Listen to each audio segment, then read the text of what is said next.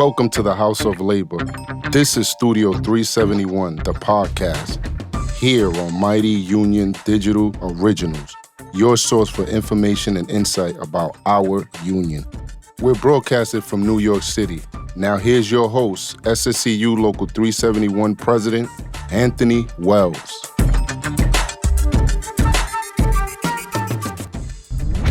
Welcome to Studio 371, the podcast where we tackle the present issue of Tier 6 of the New York City Employees Retirement System, NYSES.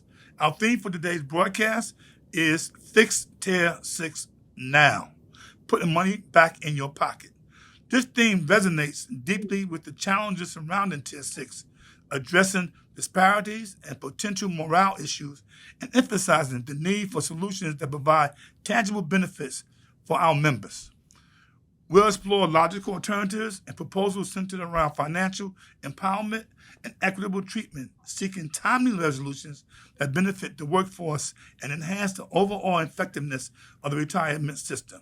Stay tuned as we seek out solutions to fix Tier 6 now, putting money back in your pocket. And welcome. Just for a note, we are recording today on the anniversary of the assassination of Reverend Dr. Martin Luther King on April 4th, 1968. Obviously, it's not a celebration. It's an observance of the work that that man did and how much more work we have left to do. And tell you what we're talking about today is right in line with what Dr. King fought for. And remember, he died supporting a union strike of Anthony sanitation men in Memphis. But we're here today to talk about Tier 6. And we put a lot of work into it. There's been a lot of efforts across many lines in the union.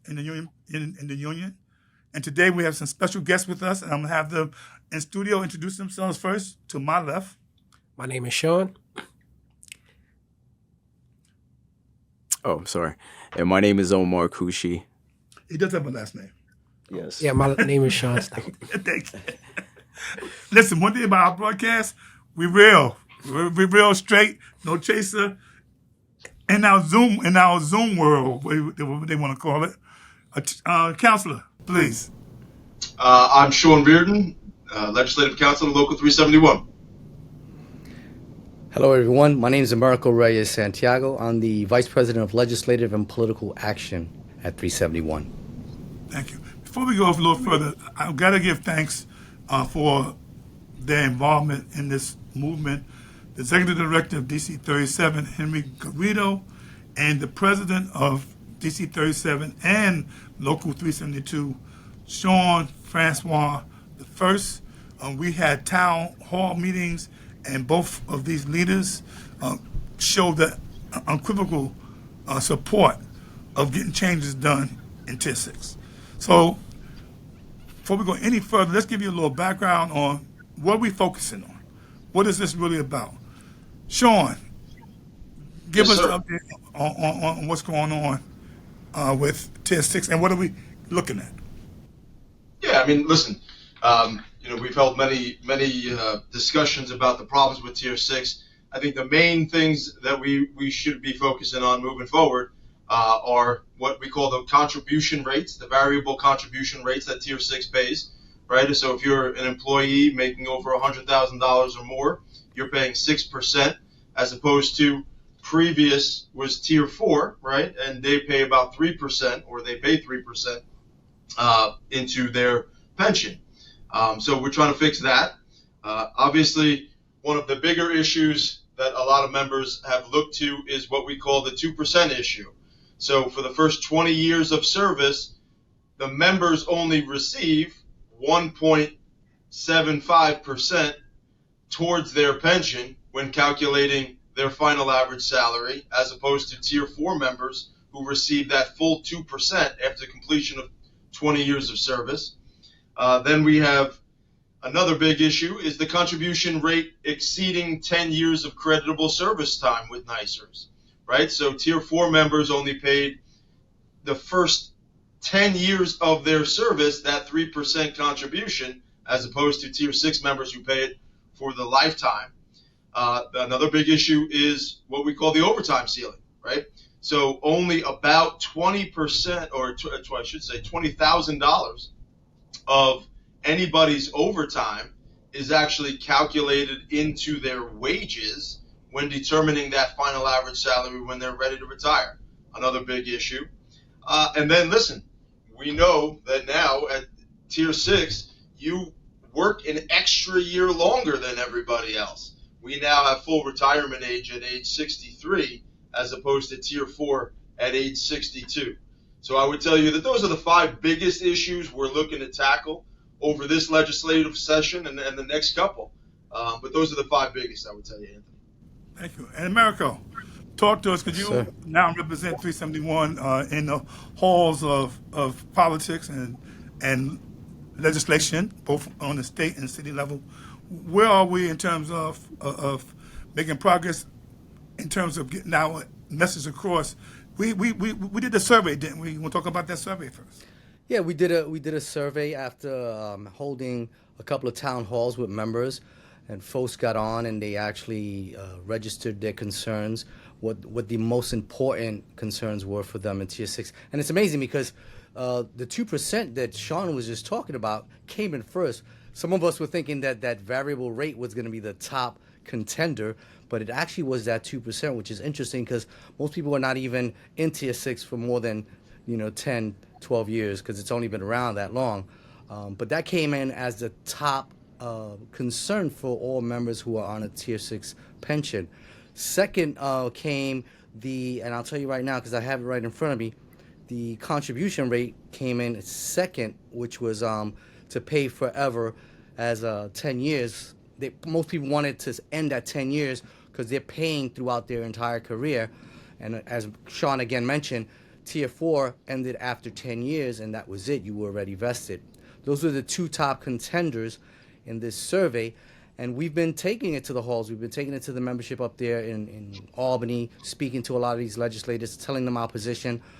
We were lucky enough to actually see that one of those concerns, the final average salary, as Sean mentioned, is actually in legislation now. There are two bills, one in the Senate, one in the Assembly, same as bills, that they've actually put into the one house. So as you were talking about earlier, sometimes getting these folks to sign on is difficult, so they actually put it in the one house, and they're trying to get it through the budget, which is important. But Sean and I have been working with the folks to try to get them to sign on to this legislation, because it's important. If you don't have that many people signed on to the legislation, the governor looks at it, we're telling her it's important, but on the legislation there's only 5 or 6 sponsors. How important does it really seem optically? So we're doing a lot of work up there. And that 3% variable rate, we also had a conversation about that because there is legislation on it. So we're trying to get Senator Jackson right now to do a same-as bill with regards to that. Let's do a quick analysis first, quickly, of the survey results. What were those top 3 results of that survey? So the top 3, the first one was the one I mentioned, which was the 2% after 20 years. That was number 1. That had the most votes, and the second one was the percentage was 79%. 79%. Yes, 79% of the actual individuals who took that survey were in favor of the 2% after 20 years, and then 76% was the forever pay into pension contribution, which was after 10 years they wanted their contributions to stop. The third was actually a tie. There were 2 things that came in. The early retirement reduction age to 55, that was really the third one at 72%, and the final average salary was also 72%. So you have 4 that came in 3. All right, thank you. So this is real quick, a civic lesson. What's the process for getting this change? Some people think that it's the mayor. Some people think it's the state. Which one is it? Sean, tell me, how does it go? Sure. No, I mean, it's a great question, actually, but this is certainly up in the state. So the Assembly and the Senate, these bills are introduced in both, right? And right now, as Americo was just discussing, right now is budget season up in Albany, right? So everybody's trying to get their bills into that budget so it doesn't actually have to go through the legislative process. So they include budgetary items to pay for these. So that's where we are right now. Rather than go through the entire legislative session up in Albany, we're trying to get at least that final average salary fix into the budget. As Americo mentioned, it is in the one house budget right now. So that really means it's part of the negotiations into the budgetary process with the governor. And the governor has to come back and now say, yes, listen, this is going to be part of the budget as we move forward over the next couple of days, and hopefully just a couple of days, but we'll see maybe the next couple of weeks until we get that finalized budget coming out. And then from there, listen, if it's not in the budget, it will go through the legislative process, and that process will be up in Albany and getting it through those two chambers of the legislature, and then it goes to the governor's desk for signing and signature, and that would be later in the year. So thank you. Let me thank both of you for the work that you have done and the work that you will be doing to help us get this across the finish line. Thank you very much, Counselor. Thank you very much, my VP. No, so you want to talk about how this requires, or this is stronger with bipartisanship? Yeah, I think it's imperative that we understand that this type of legislation requires a bipartisan participation. This is not just, one group of individuals. We all have to be involved in this, and it's something that it's going to make much more of an impact if everyone is allowed to participate in this, if everyone is actually involved in participating in this. And Sean and I have discussed this at highest levels, and I think Sean can contribute some more to it as well. Yeah, listen, I don't think that pension reform is a one-party issue, right? As we discussed, there is a host of individuals up in the legislature that are actually Tier 6 themselves, and that is not Democrat, that's not Republican. And as we move forward here, whether or not we get the final average salary in the budget, which we remain hopeful is going to happen, listen, we want to conquer something else this legislative session. As your two guests just kind of illuminated as Tier 6 members, they want something else. They don't want just the final average salary fix this potential legislative session. And what we want is, let's move forward on a bipartisan bill. Let's get sponsors from both sides of the aisle to say, you know what? We should tackle this variable contribution rate. We should do it this legislative session. And we're all in agreement that this is something that should move forward to the governor's desk. So absolutely, this is a bipartisan issue, and we're going to work both sides of the aisle to become sponsors. And I have nothing but faith in both of you, separately and definitely together. Thank you so much. Appreciate it. You bet. Thank you. One of our anchors in this whole movement is that people who are in Tier 6 have to have more of an interest than me. I can't be more committed to making this happen. Sean can be, America can be, because we're not in Tier 6. We can't be more committed. And thus far, that message is resonating. It's not just resonating with our members, but everybody who's impacted. And the other beautiful thing that we have going is that a lot of the legislators are in Tier 6. Most of the members in the retirement system, more than 50%, are in Tier 6. So there's a lot of self-interest to do that, and this is not bad self-interest. This is putting more money back in our people's pockets. So in studio with me, I have two people who are in Tier 6. I ain't got to tell them anything about what this means. They're going to tell us. So we're going to start off with Sean Stout, and just quite simply, why is this important to you? It's important because, like you said, the theme of the day, fixing Tier 6, putting money back in your pocket. It's putting money back in our pockets, especially with the rising costs happening all around us, whether it's rent, groceries. It puts real money back in people's pockets in which they're able to provide for their families, such as the variable contribution rate. Many of us who work in city government receive raises, whether we're DC 37 or whatever. Other unions, we've all received raises, and with that, our expected contribution rate has gone up, which is unfair to have a sliding scale on members, especially when our counterparts who were doing the same job, they're not paying, or they've actually stopped paying at this rate. To into the pension. So that's something that is important to me, and putting money back in our pockets so that we could take care of ourselves and our families. That's important to me. Oh, Yes. I know you think financially. I know you think in terms of what you have to do because you have a family, a young family. So let's talk about what does that mean for you and your family.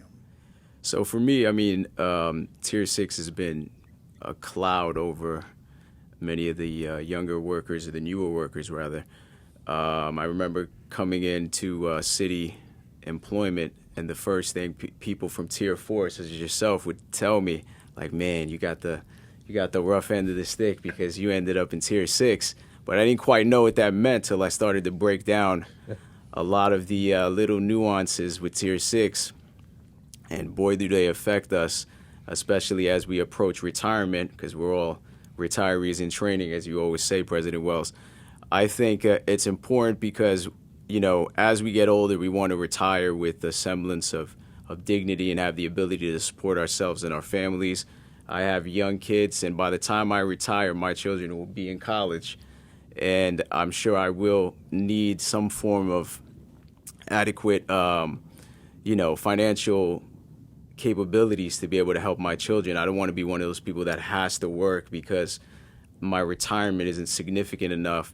And Tier 6 has really put a dent into what was one of the selling points we're working at in city government, which is to be able to retire with dignity and have, the means to retire. What they did was chip away at that, and that's something that's really, really, I'm really crossed about that move that they made. In essence, they, hijacked what was a good thing and something that made working for the city worthwhile, committing your career to the city worthwhile. And ultimately, we hope that we can get that changed. It might not be Tier 4, but at least we can get it changed enough that it won't put too much of a dent in our future as retirees. Yeah, I mean, I think it's so interesting that the people who are most affected by this are actually participating. I mean, you got a little ways to go before you get to retirement, right? Why, once again, why are you willing to put this effort into getting changes into this? The reason being because it affects me directly, affects my pocket. There's like you said, there's an inequity in the tier. Like I said, somebody who may have been in a job a little bit before me, their pensions is significantly more valuable as opposed to mine. I mean, I want to be able to look forward to something as well when I decide to retire. Granted, I'm fairly young, but I won't be young forever, and we got to plan for the future and make sure that myself and our members we're able to survive, and more than survive, we could be comfortable and make sure that we're taken care of. And also fixing Tier 6 also, it would help make city service look attractive again, because not many people these days, they're not as enamored with working for city government as it was back in my parents' day. My parents, during their day, they was like, "Oh, you got a city job, oh, you set." But now that's not the same sentiment anymore. Yeah, that's interesting that you said that because we did. When you got a city job, it came with what? A lifetime pension and lifetime health care. Okay. What would you, if you could, quantify what would be success in this movement? In our fight to fix Tier 6, would you consider it not successful if we didn't get everything we wanted? Or is there like a quantification for how you think this would be successful? So I think it would be successful if we get, not getting anything changed obviously wouldn't be successful. But I don't expect to get everything in Tier 6 changed. I do think that there are certain aspects of Tier 6 that definitely need changing, such as the variable rate, for instance. I think that's crazy. How they ultimately, I don't know if I should explain what that is. Hey. So, the variable rate, as I believe Sean Reardon explained it, there's a progressive contribution rate based on how much money you make. And, it's bad enough we have to contribute to the pension our whole career as opposed to what to Tier 4. I do think that the progressive contribution rate should be eliminated. The final average salary puts a dent into what we get when we retire. I also think that the overtime cap is ridiculous because every hour you work for the city should be counted towards the pension.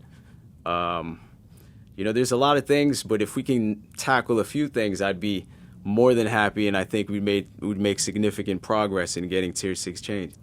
And to add to that point, I mean, I don't expect us to get everything we want. It's going to be an ongoing fight. It's going to be an ongoing change. So this is, we have to keep the pressure on politicians. We might get something now, but later down the road, we should be able to say, hey, you know what, let's revisit Tier 6 again and see what tweaks we could make. So ultimately, it's going to be a long process, but we got to be in it for the long run. And what word would either one of you or both of you say to your colleagues who are in Tier 6 about what we're doing? Get involved. Help change it. Fix Tier 6. You're a part of it. You're a part of this as just as much as we are. So we need all the support we could get to advocate to these politicians in Albany to get them to want to change Tier 6. Thank you, Sean. Thank you, Omar. Absolutely. Thank you.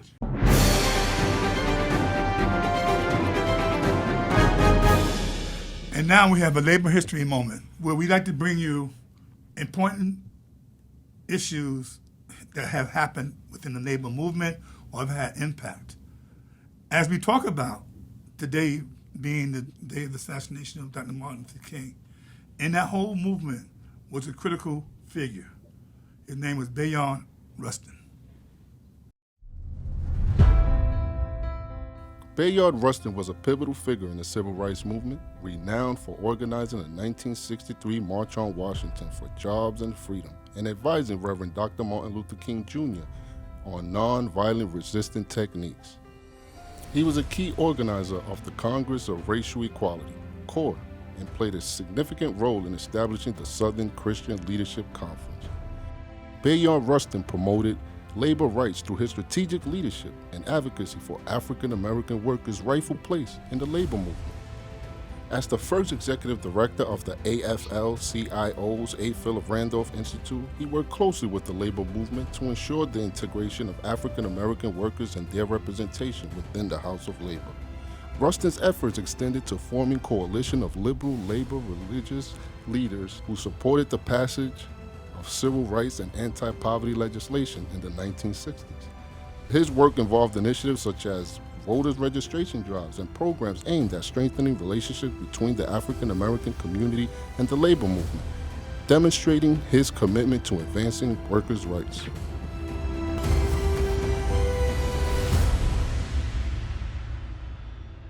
And in the spirit of Bayard Rustin, advancing workers' rights, improving the life of their families, this is what this is about.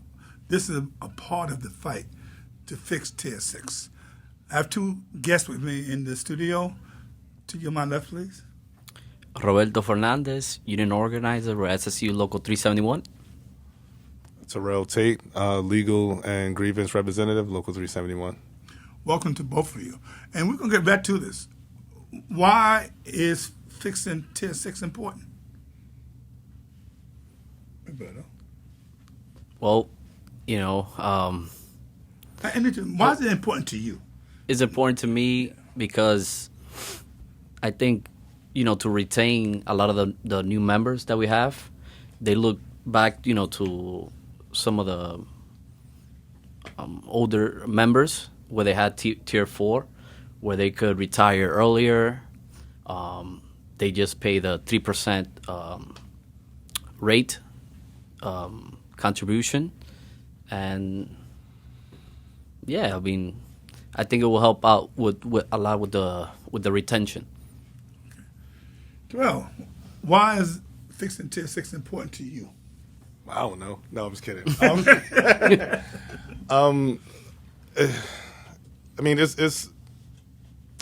important to me mainly because it honestly just affects my longevity, right? It's the conversation about why is it important to me, honestly, isn't even the right question anymore, right? Because we know that when we are closest to the problem, we are always closest to the solutions. And we also know that humans by nature are selfish and seeing our own goals come to fruition. So the conversation now needs to shift it to why is it not important to everyone? right? Including other members, including people from tier 4 and 3 and 2 and 1, right? So for me specifically, this is really affects my bottom line, right? It not only affects my bottom line, it affects how I navigate this professional space in the future, right? In the event I want to retire, I should not have to be penalized by 52% should I retire at the age of 55, excuse me. We know that the marginal income for New York City to survive without any subsidies, $96,000 approximately, right? And most New Yorkers that are in city services don't make that at all, right? So the variable contribution rate will automatically put more money in their pocket. I'm sure you've mentioned it a myriad of times. Just overall, right? Like the narrative that we've come to understand why Tier 6 even came in the past, right? It was a message that was sent by the government that we shall not name right now. It doesn't matter. Bullied everyone into signing this bill, right? So for me, it's important because I am somebody that one can't stand bullies, right? And I'm somebody who, the modeling after you, President Wells, that I am somebody that lives by the code of, again, not standing by bullies, and also knowing that undoing this Tier 6 will send a message to all the politicians going forward and members that, one, we could unionize around a common cause, and two, we know that this will affect not only us but our children and our children's children going forward. So you made a couple of points that I want to harp on a little more, because it's kind of like you did a call to action. I think both of you did. Right. How important is it for the people who are in Tier 6 to be a part of this movement? Well, it's very important because, we need all the numbers out to. I'm just nervous. I'm sorry. That's okay. Go ahead. Don't be nervous. Well, you know why? Why is it important that people in Tier 6? You're in Tier 6. Why are you involved? And by the way, it's okay to have self-interest. Right. It's okay to say because I want to pay less money. Right. It's okay. I'm in Tier 6. Tier 6 sucks. Right. Bottom line. But more than that, so why is it important though that the people get involved? Because some people don't, until we've educated them, they don't even know what Tier 6 was, right? Why is it so important for this movement to be successful? And we'll talk about that in a second. But why is it important that in order to be successful, the people in Tier 6 have to be involved? So just to reiterate what I said initially, right? This was signed off by a bully in the middle of the night, right? So, so for our members, most people aren't engaged in politics, right? So I'm gonna quote Ohio State lobbyist, dope woman by the name of Nina Turner. She said that you don't have to do politics, but politics is gonna do you. Right, so whether you have an interest or not at the forefront, it's going to affect everybody, everyone's bottom line, some way, shape, or form. Because if it doesn't affect you as a Tier 4 member, it'll affect your grandkids, it'll affect your children's children, and it'll set a precedent for a possible Tier 7, 8, 9. Right, because you got to think about it long term, and unionism by definition is coming together for a common cause with a common objective. Right, loosely defined it. So members should be a part of this because it's the act of what unionization means, right? In its essence, right? It's just us coming together. Whether or not it affects you immediately, it's going to affect somebody you know, right? You're in Tier 4, 3. What 4 is? Yeah, you've four adjacent. By the way, it's so interesting how people are comparing it to us, and we have our own issues, right? Right. But I mean, but not even to compare it, because I didn't want to mention it for that reason. Other than right, because people do, right, yeah.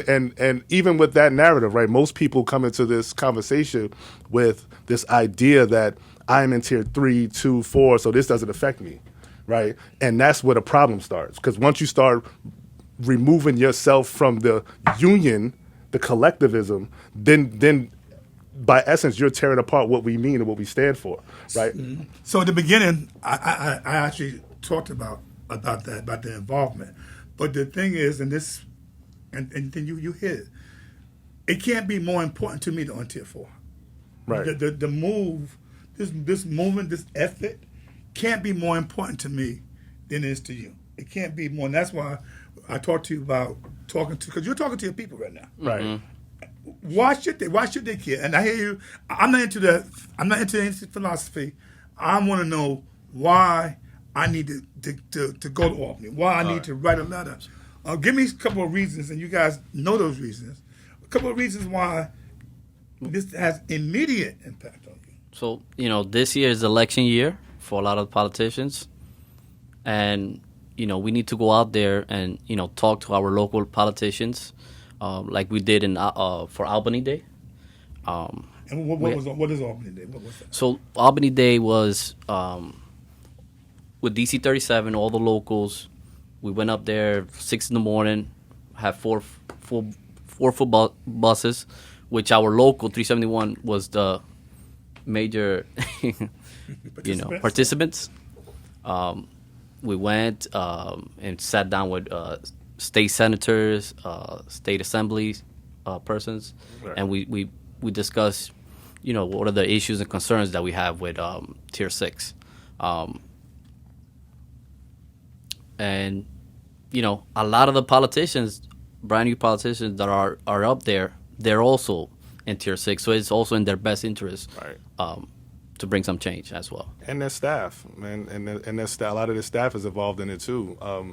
But yeah, just to reiterate that, like, bottom line is this, right? So the bullets that we put together, there's everybody doesn't agree with, like, the way in which we go about the bullets, but we still have them. We collectively put out a survey for members to get involved, right? Because again, a part of unionism is advocacy, a part of advocacy is strategizing.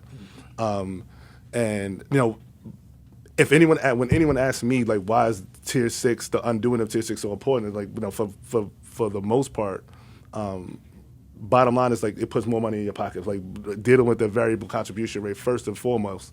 But even outside of that, right, just being a city employee, working for the city, busting your behind, because we do this people work, right? This is about work, right? And then to have to come in and day out dealing with the traumas that encompasses being a city employee, just to work in a pension system that, quite frankly, penalizes you for being a city employee, right? Because again, if we decide to want to retire at 55 as opposed to 62, we're giving up literally over half of our pension back into a system, right? So the narrative that's being told there, again, and it sounds like rhetoric, but it really isn't. We're talking about the practicality of how Tier 6 affects us. This system is literally telling us that if we decide to retire or embark on a new journey, we're going to punish you for that, right? And by 52% of all of that hard-earned money that you put into the system, right? And the variable contribution rate, and I'll focus on those two because those are the two that are most important to me, right? So literally, the more money we're making as civil service employees, particularly, better example, right? During the pandemic, most of us did a whole lot of overtime, right? Because we were servicing New York City's populations, right? Day in and day out. Some of us could not work remote, so we had to, like, a lot of us was going into these locations, risking our lives. Yes, we were being financially compensated for it, but a lot of that money was going right into a pension system, right? Like, because the more money we make, the more that the pension system takes out for us, right? So that one alone just sends a nasty taste to me, because it's not fair, right? And life isn't fair, but again, we're talking about the equity of the pension systems as a whole. As you mentioned earlier, all of them has its own challenges, right? But for me, because again, self-interest, right, is always at the forefront of how we all govern, right? Before we make it an altruistic move. But for me, all of that money that I put into this system, a good portion of that could have been in my pocket as well, right? And that affects everything, right? How I pay my bills, how I take care of my family and everybody. And for those that are in Tier 6, or even those that aren't in Tier 6, we have to acknowledge that this is an issue that is affecting the bottom line for everybody. And none of us are rich. Like, none of us are rappers. None of us got Ferraris parked in our driveways, and none of us 40 points a night. Right, and none of us are politicians making 6 figures and 7 figures, right? So we know that grassroots. The conversation is a grassroots conversation because, again, everybody has their own self-interest. And because a lot of these politicians, arguably, are making salaries that puts them in a financial position to not really have to think about this pension system, this is not their priority. And this is where we got to make it their priority, which what Roberto's talking about lobby day when we went up there and we knocked on them doors and we started talking about how we're going to hold them accountable come this election cycle. Because, again, to quote one of our comrades, Americo Santiago, these are hired servants as well, right? The election process is by them submitting applications to us to be hired. And because we are the CEOs of their positions. And if they don't perform their job functions the way we need them to, we need to start removing them. So I think the feelings that we're getting is that people are moving towards the right direction. Right. There are people putting roadblocks, trying to put roadblocks. How, I think, brother, you said it earlier, and I want you to, if you did say it, I want you to say it again. Okay. If you didn't say it, talk about how this helps recruitment. So it helps recruitment because, and a lot of people take the city jobs for the benefits, right? And pension. Right. And if they see that it just the pensions keeps getting worse, then, they're just going to stay for a few years and just look for another job. But, we have to go out there and go out there and make some change. Like in Tier 4, how it is right now, it took about 76 something reforms to get it towards where is that right now. So we just got to start chipping away, start spreading the news, start spreading through social media, talk to all your colleagues, the new colleagues that come in, and inform them about this, what we're trying to do to fix Tier 6. Final word from you. I like apple pie. No, no. So again, Tier 6 is a pension system that was created by a bully in the middle of the night that basically told politicians that they're not worthy of making informed decisions, and that their positions hold no merit, right? And by default, telling the message that the civil service workers who make this city move, who make this state move, make this country move, are not important as well. And again, we have to get back to romanticizing what it's like to work for the city, right? And that was, and one of the selling points, one of the romanticized points was your pension system, right? Working and earning your living and be able to retire with a healthy nest egg so that you won't have to struggle. Right, and now the message that was sent by this governor was that your life didn't matter; it wasn't that important.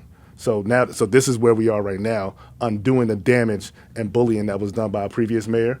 Governor, excuse me. Yeah, previous governor. Right. Don't blame the mayor. Appreciate that. Final word, brother. Let's fix this Tier 6 that completely sucks. For us, our. We're in Tier 6, and for the future Tier 6 members that will be coming soon. Bars. I think they've said it all. Hopefully, we have been informed. Tonight, we've had different opinions about which way to fix, not whether Tier 6 should be fixed, but how we're going to get that done. Okay? And whether it's putting more money in your pocket or undoing what was done in the middle of the night and was bullied by a former governor who made those elected officials vote for it, but none or very little of those officials were in Tier 6. Right. Or would be in Tier 6, so they were already on. Now, it's a whole different ball game. We thank you for coming on. You'll hear more about this. Follow our social media, follow our unionists, because there will be some changes in Tier 6. Okay? We might not get everything we want, and you won't get everything you want. But we're going to get a lot of it. Let's chip away. Let's chip away. We do what? Chip away and get a lot of it. Thank you. See you in the next Studio 371. Tune in for the next episode of Studio 371, where we'll be tackling the subject of education, enhancing your career through education opportunities. And there are many opportunities out there that you don't know about, and we're going to bring some of those into Studio 371. God bless the union, and God bless you. Thanks for listening to Studio 371 with President Anthony Wells. If you like our show and want to know more, check out our website, www.mightyunion.org. Or please leave us a review on iTunes. Until next time, Union strong, Union proud.